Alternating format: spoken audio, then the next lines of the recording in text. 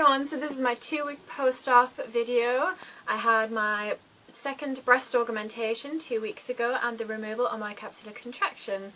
So for those of you who don't know, I had my first surgery over a year ago and I had 410 cc in one side and I had 380 cc in the other. I mean, it doesn't look like there's that much difference, but when they're actually in my chest there was a lot of difference.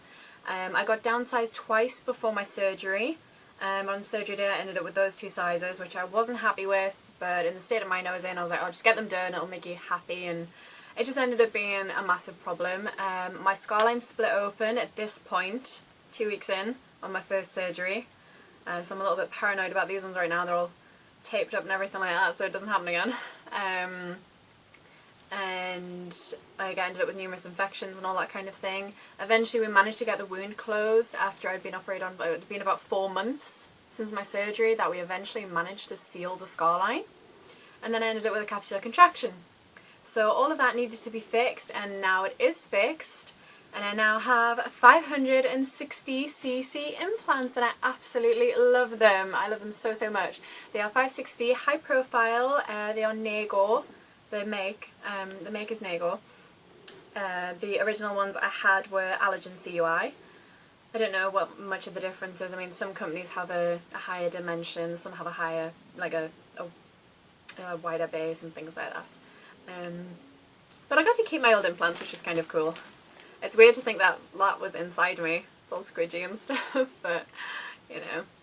But at this point, I still have some steri strips on my scarline. We took those off today and checked them and everything like that, and then put some new ones on, put a new dressing on and everything like that.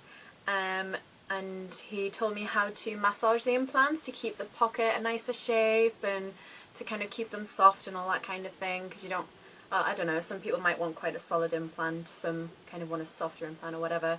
So how you do that is you pop your hand just above the wound and you roll your hand up the implant to push it up slightly, and that just softens the tissue and the area around it and everything like that. And then you do it on the side as well. Then you do it very gently on the top. You don't want to push that implant down onto the scarline because then you can cause yourself some problems. And you do it on the inside as well, and that just helps keep everything nice.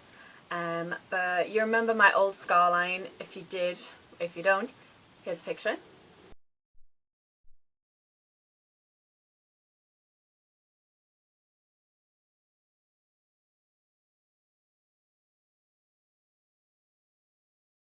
It did look absolutely horrible, and one of the things it is, he cut both scarlines out and kind of gave me new ones. So this is my scarlines now.